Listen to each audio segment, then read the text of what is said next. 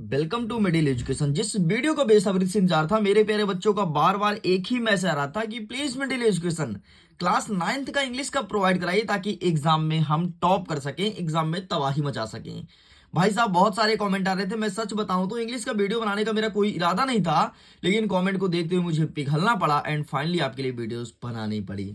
तो वीडियो आ चुका है, फायदा जरूर उठाना, धमाका मचा दो भाई, तबाही मचा दो। जिस प्रकार से तुमने विज्ञान में फोड़ा है, गणित में फोड़ा है, हिंदी में फोड़ा है, सामाजिक विज्ञान इवन संस्कृत में फोड़ा है, ठीक वैसे ही अब बारी है इंग्लिश की, जो कि अंतिम पेपर है। तो डेफिनेटली इसमें भी फोड़ोगे और अपने स्कूल के टॉपर बनोगे। देख लीजिए आपके विज्ञान का यहाँ पर क्वेश्चन पेपर अवेलेबल है एंड इस क्वेश्चन पेपर का फुल सोल्यूशन इसी वीडियो में देने वाला हूं। आपको पता है आपके विज्ञान में आपके इंग्लिश में ज्यादा क्वेश्चन नहीं आएंगे, मात्र 16 प्रश्न ही आएंगे एंड 16 के 16 जो क्वेश्चंस रहते हैं ना, सबको सॉल्व करा दूंगा। ऐसा सॉल्व कराऊंगा यार कि तुम्हें कंठस्थता दिमाग में तुरंत याद हो जाएगा और इसके बाद तुम केवल और केवल एग्जाम में फोड़ने के लिए प्रिपेयर हो जाओगे। तो फटाफट आप दोस्तों तक वीडियो को जरूर पहुंचाइएगा ताकि उनको भी इसका फायदा मिल पाए। एंड चलिए बिना टाइम वेस्ट किए वीडियो को शुरू करते हैं। तो अगर मैं इंग्लिश के पेपर की बात करूं तो इंग्लिश का पेपर आपका 4 सेटों में आएगा। तो अगर मैं इंग्लिश के पेपर की बात करूं तो इंग्लिश का पेपर आपका 4 सेक्शन में आएगा। एक रहेगा सेक्शन नंबर ए, जैसे आगे बढ़ेंगे तो दूसरा आपको सेक्शन नंबर बी देखने को मिलेगा, ये देखिए। एंड तीसरा रहेगा आपका सेक्शन नंबर सी एंड चौथा आपका रहेगा सेक्शन नंबर डी। अब इन सारे सेक्शंस को बहुत अच्छे से समझना है, इसके लिए हम स्टार्ट करेंगे सेक्शन नंबर ए से। देखो अगर मैं सेक्शन ए की बात करूं तो यहां से रीडिंग कंपोजिशन, मतलब ऐसा क्वेश्चन देगा जिसको पढ़ो और आंसर करो, जो कि बहुत ही सरल स्तर के माने जाते हैं। पहला नंबर कहता है read the following passage and answer the questions given below, मतलब पैसेज को ध्यान से पढ़ना है, जो प्रश्न पूछा गया है उसका उत्तर देना है। पैसेज यहाँ पर पूरा पूरा लिखा गया है, आप पैसेज को ध्यान से देख लीजिए एंड इसे अच्छे से आप रीड भी कर लीजिएगा। चलो हम आगे बढ़ते हैं एंड यहाँ से हमारे क्वेश्चन स्टार्ट होते हैं। तो फटाफट सारे क्वेश्चन का आंसर देखते हैं। उसके पहले मैं थोड़ी जूम करूंगा ताकि आपका नजर टोटल ऑन स्क्रीन होना चाहिए और सीधे क्वेश्चन पर होना चाहिए, इधर उधर भटकाव ना हो।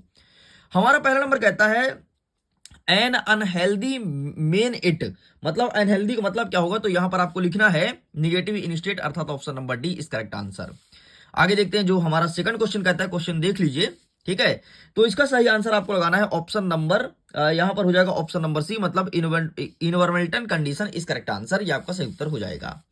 तीसरा नंबर कहता है सिमिलर पूछा है कंटेंट का, तो इसका सिमिलर क्या हो जाएगा, तो यहां पर आपको लिखना है option number A satisfies is correct answer.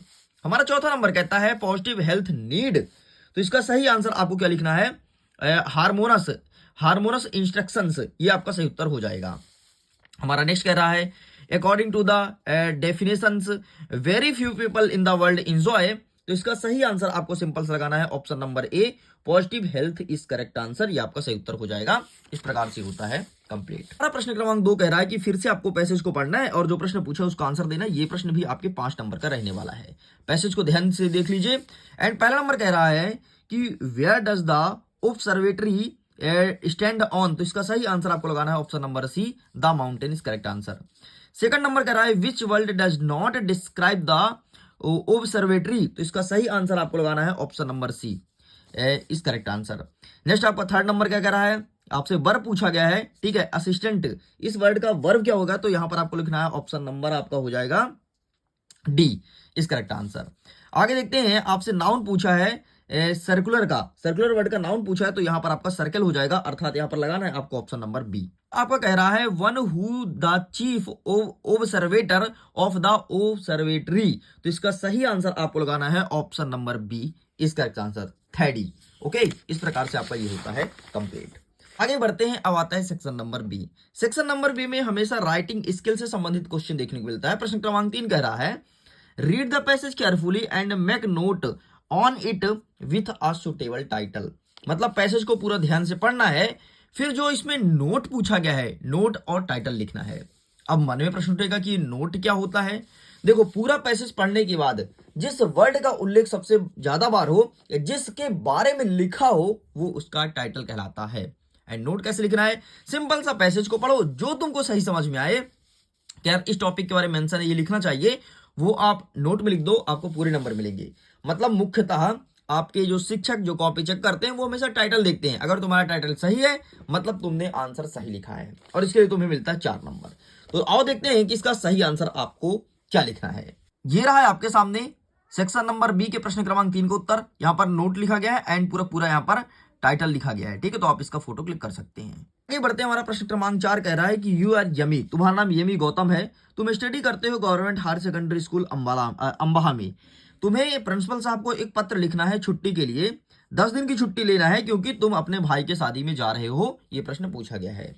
हमारा थम कहता है कि तुम्हारा नाम प्रदीप या प्रिया हो। ठीक है, तुम यहाँ पर रहते हो विक्रम कॉलोनी में, तुम्हें एक पत्र लिखना है अपने दोस्त को। क्यों लिखोगे? क्योंकि अपने दोस्त के साथ या सहेली के साथ तुम जाओगे समर वेकेशन, मतलब गर्मी की छुट्टी का एंजॉय करने के लिए। आइए सबसे पहले ऊपर वाला आंसर दिखाते हैं, फिर हम नीचे वाला कवर अप करेंगे। तो ऊपर वाला मेनली आपसे पूछा है छुट्टी के बारे में लिखो, तो आपको ये पूरा पूरा लिख देना है। यहाँ पर देखो, यहाँ पर 3 डेज लिखा है ना, तो यहाँ पर आपको 3 ना करके बल्कि 10 डेज कर देना है। बाकी कुछ नहीं, सब कुछ सेम रहेगा। एंड यहाँ पर देखो क्या लिखा है, I have been suffering from fever. तुम्हें बुखार नहीं है बल्कि लिखोगे I am going to brother marriage. बस इतना आपको कन्वर्ट करना है, बाकी पूरा पूरा सेम लिखना है। आप जब पीडीएफ डाउनलोड करोगे ना, उसमें आपको कन्वर्जन के साथ आंसर मिल जाएगा, तो लिंक डिस्क्रिप्शन बॉक्स में जाकर के पीडीएफ को डाउनलोड कर लो। यहां पर मैं समझा रहा हूं, पीडीएफ में आपको सब कुछ दे दिया जाएगा। आगे बढ़ते हैं, 5वां नंबर कह रहा है कि आपको एक निबंध लिखना है 150 शब्दों में। किसके ऊपर? यूज ऑफ मोबाइल फोन, जो मोबाइल फोन तुम चलाते हो। ठीक है, कोई गेम के ऊपर, इंपॉर्टेंट ट्री के ऊपर, या फिर हिस्टोरिकल बिल्डिंग के ऊपर, मतलब ऐतिहासिक इमारत के ऊपर। तो आइए मैं आपको दिखा देता हूं किसी एक के ऊपर। ठीक है, तो यहाँ पर क्या क्या पूछा है, गेम के बारे में पूछा है। मैं गेम के बारे में दिखा देता हूँ, गेम ज्यादा सही भी है और तुम लोग गेम ज्यादा खेलना भी पसंद करते हो।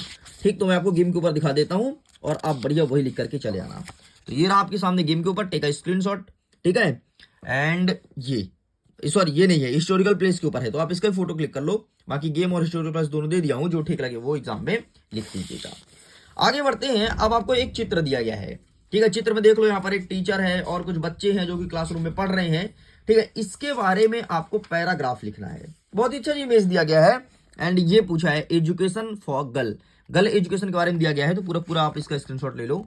ठीक है, एंड ये रहा, बस इतना लिख के आपको कंप्लीट करना है। ठीक है, चलो आगे बढ़ते हैं। नेक्स्ट अब हमारा स्टार्ट होता है सेक्शन नंबर सी। हमेशा सेक्शन नंबर सी में ग्रामेटिकल पोर्शन वाले क्वेश्चन देखने को मिलता है, मतलब यहां से आपको ग्रामर कवर अप करना है एंड इसका एक एक आंसर बताने वाला हूं, तो फटाफट ध्यान सुनना। प्रश्न नंबर 7 कह रहा है fill in the blanks with the correct words given in bracket any 5। कोई 5 तुम्हें अटेंड करना है। इसमें पहला नंबर कह रहा है their cart was driven dash dash a horse, तो यहां पर आपको बाय लिखना है, बी वाई, बाय आपका सही उत्तर हो जाएगा। नेक्स्ट कह रहा है the students dash dash when the teacher when the teacher enters in the class, तो यहां पर आपको लिखना है गेट अप। ठीक है, गेट अप अर्थात ऑप्शन नंबर 2 से उत्तर हो जाएगा। नेक्स्ट कह रहा है the pen is dash dash than the sword, तो इसका सही आंसर आपको लिखना है सिंपल सा माइटर। ठीक है, माइटर, ये ऑप्शन नंबर बी आपका सही उत्तर हो जाएगा। नेक्स्ट कह रहा है dash dash sunrise in the east, तो यहां पर हो जाएगा दासन। ठीक है, सन बहुत फेमस है तो यहां पर दा लगेगा, तो दासन हो जाएगा। नेक्स्ट कह रहा है कि there is dash dash water in the pot, तो यहां पर आपको सिंपल सा यहां पर आपको ए लिटिल यूज करना है। ठीक है, ए लिटिल वर्ड का यूज करना है। नेक्स्ट कह रहा है कि he was dash happy to see you, तो यहां पर आपको लिखना है अंतिम वाला एक्सट्रीमेटली, ये आपका सही उत्तर हो जाएगा। इस प्रकार से सारे होते हैं कंप्लीट। एक बार फिर से क्रॉस के चेक कीजिए, पहले में बाय लिखोगे, दूसरे में गेटअप लिखोगे, तीसरे में आप लिखोगे आपका माइटली हो जाएगा, ये सॉरी माइटर हो जाएगा बी नंबर, फिर दा हो जाएगा, फिर ए लिटिल एंड फिर आपको अंतिम वाला लिखना है। इस प्रकार से ये होता है कंप्लीट। आगे बढ़ते हैं, प्रश्न क्रमांक आपका 8 कह रहा है डू एज डायरेक्टेड। ठीक है, डू एज डायरेक्टेड में आप पहला नंबर देखो, ये क्या पहला नंबर कहता है arrange the jumble word into the meaning sentence, मतलब ये जो इधर उधर जमा है ना, इसको जंबल मतलब सही करना है, कुदा कुदा के सही करना है। ठीक है, तो इसका हो जाएगा, पहले हो जाएगा कैन, फिर हो जाएगा you, can you give me your pen और क्वेश्चन मार्क। तो पहले can you give me your pen, खत्म। ठीक है, पीडीएफ डाउनलोड करोगे तो बकायदे जंबल मिल जाएगा, बाकी यहाँ पर मैं जंबल का पूरा आंसर भी दिखा दूंगा, जंबल क्या पूरा दिखा दूंगा सब कुछ। नेक्स्ट कह रहा है आपको सो दैट का यूज करके बनाना है। ठीक है, तो ये बनेगा the dress was so tight, the dress was so tight that it could not be worn, ये आपका सही उत्तर हो जाएगा। ठीक है, वियर के स्थान पर ब्रॉन हो जाएगा, WORN। ठीक है, आगे बढ़ते हैं। नेक्स्ट इन सब का आंसर दिखाऊंगा, परेशान मत होना। नेक्स्ट क्या कह रहा है कि right the sentence changing into in direct narration, तुम्हें नरेशन ही चेंज करना है, ठीक है। तो ये वाला पूरा पूरा देख लो, लीला से टू निमी, ये प्रश्न जो पूछा गया तो इसको अभी आंसर मैं दिखाने वाला हूं। नेक्स्ट क्या कह रहा है, the road is dangerous, it is not repaired, combine the sentence using at, at का यूज करके सेंटेंस को कंबाइंड करना है, ठीक है। तो इसका आंसर मैं अभी आपको दिखा दूंगा। नेक्स्ट आपको क्या कह रहा है कि change the sentence into past simple. अब इसे, इस जो लाइन लिखा है ना, जीवन फाइल्स अ काइट, इसको पास्ट सिंपल बनाना है तो जीवन फ्लू ए काइट हो जाएगा, ठीक है, मतलब उड़ा रहा है वो पतंग को। नेक्स्ट क्या कह रहा है, नेक्स्ट आपको वॉइस में कन्वर्ट करना है, एंड इन सबका आंसर अभी मैं दिखा देता हूं ताकि आप इसका स्क्रीनशॉट ले लो, बाकी पीडीएफ को डाउनलोड करोगे तो एक एक चीज का आंसर मिल जाएगा। ये रहा है आपके सामने प्रश्न क्रमांक 8 जिसमें डू एज डायरेक्टेड लिखा गया है।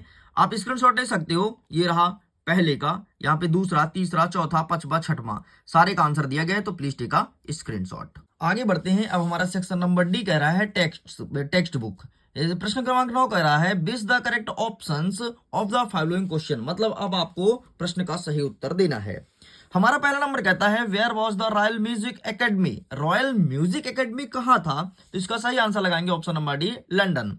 नेक्स्ट कर रहा है in which subject did station record Nobel prize, तो इसका सही आंसर आपको लिखना है option number A, physics is correct answer.